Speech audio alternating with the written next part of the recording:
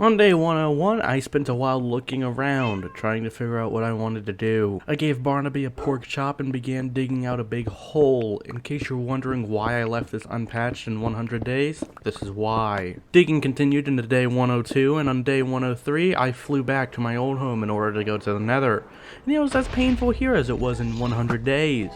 I was also here for another purpose, getting gas tears to respawn the Ender Dragon. Eventually I got enough tears and headed back to my old home to sleep. On day 104 I headed back to the Nether to grind out blaze rods, and on 105 I headed out to the stronghold. On day 106 I killed the dragon twice in order to get 2 end islands, and both of them were completely worthless. Great use of my time and resources. So instead, I went back to one of my old end cities to kill all the shulkers, and on day 108 I went back home.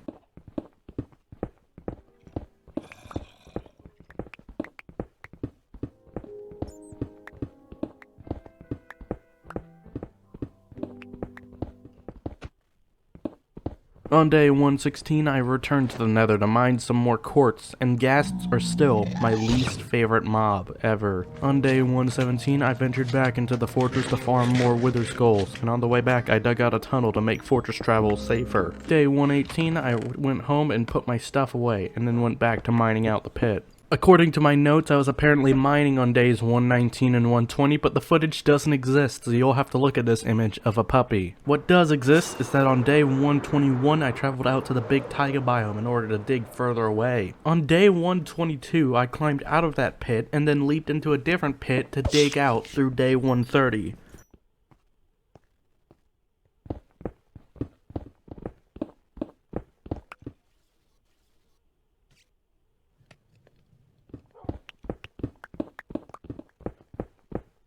Day 131, I returned to the Nether again to repair my pickaxe. However, this time I decided to dig out in a small cave behind the Nether fortress, and it was very peaceful in comparison to the rest of the Nether. On day 132, I put my stuff away and went back to digging, and on day 137, the pit was fully excavated.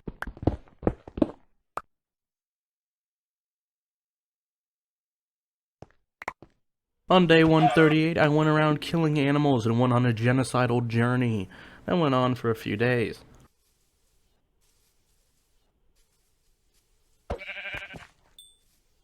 I also found a nice and fast horse. It's not the fastest, but it does get the job done, and I like a nice horse.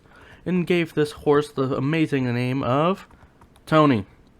Tony the horse. I also made the observation that while on Tony, I always seem to have critical hits. I assume the game is thinking that I'm always jumping when I'm riding Tony, and sets the critical percent to 100. I returned home to the villagers seemingly having a meeting, probably talking about how great I am and how I will make the village great again. And I will, because the next day I healed the zombie villager. I love how compressed the noise is, and on day 142 I headed back into the Nether, and this time I tried mining at the edge of the Nether for quartz, and this time it was somewhat effective, except for the occasional surprise ghast.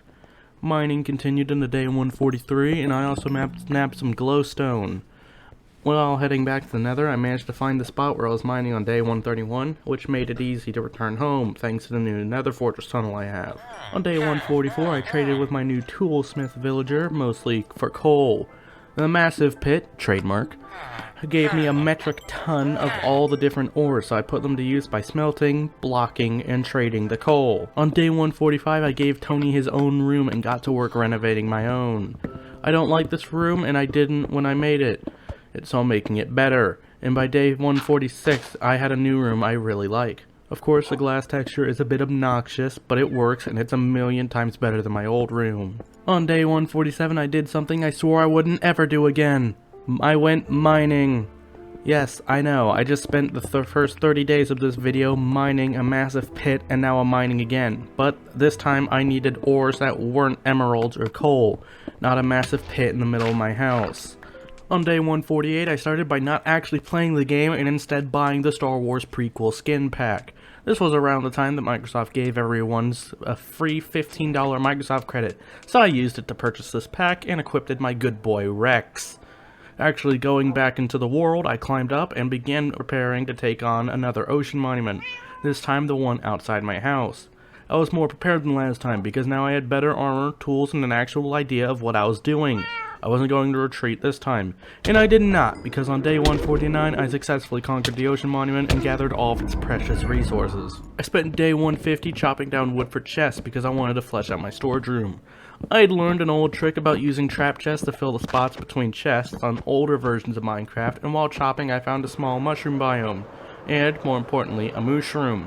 This mushroom struck a chord within me, so I took him home to be my friend and named him Terry. Day 151 came and my chest room was finished, and day 152 isn't worth mentioning. I literally did nothing of note. On day 153 I set out to finish another long-awaited achievement. You see, I have never gotten the achievement for mapping out a 3x3 space with maps on item frames. And for good reason, it's a very demanding achievement. However, I set out to change this. Cue the time lapse.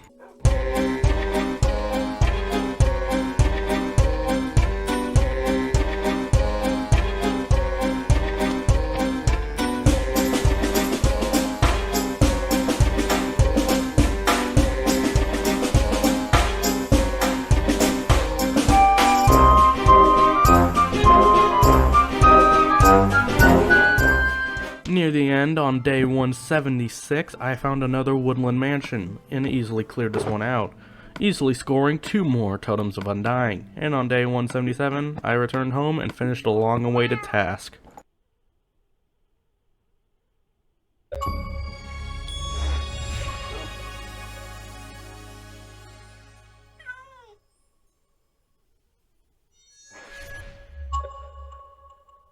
On day 178, I cooked a lot of food. Going on a quest to map out a 3x3 space gives you a lot of food, and I spent a while cooking it all. I also used one of my name tags I nabbed from the mansion to give Terry his official name, and spent the rest of the day chopping down some more trees. On day 179, I decided to replace the wooden signs with item frames to help quickly identify chests. The downside I didn't realize at the time is that item frames are a lot bigger than signs, so it's really annoying to try and open things in a rush. Or at all, really. On day 180, I decided to move my stuff from my old house to my new base, along with my chicken farm. However, this would be stopped, because on day 181, I would begin brewing potions for the wither fight. I knew well and good that this fight would be very brutal, given that I'm not good at PvP on controller, and my armor and weapons just aren't as good as they could be. I'm still on sharpness 3, mind you. So, I brewed up some splash health and strength 2 potions to alleviate that. I set up my chicken farm, or tried to, before realizing that this was a bad idea because there are a lot of chickens in this area apparently.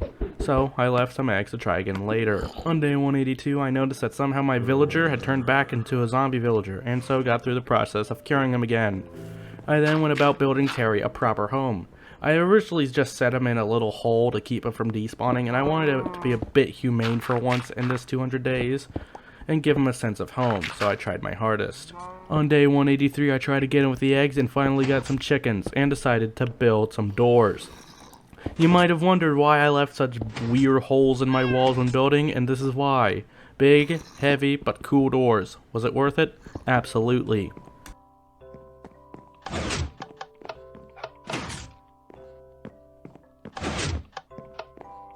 Days 184 through 186 were spent underground again, mining away.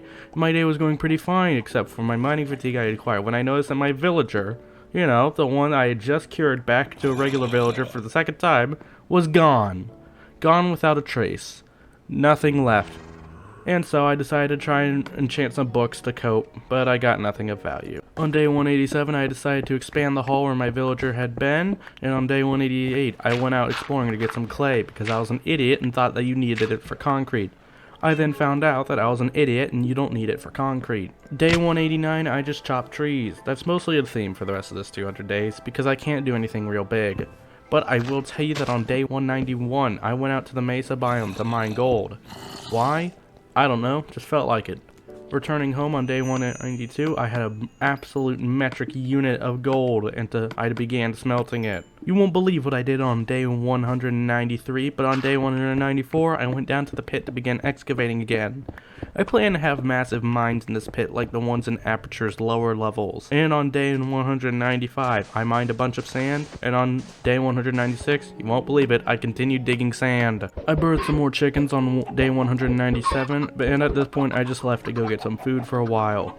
It's worth noting that there is literally nothing to do at this point because the wither fight is right around the corner, and all the plans I have involve several dozen or even 100 days digging or building it up.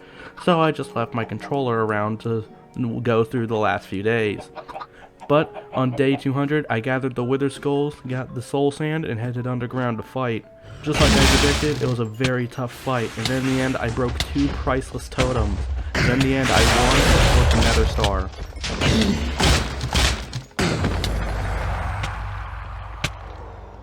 I returned home, crafted the beacon, and crowned my achievement.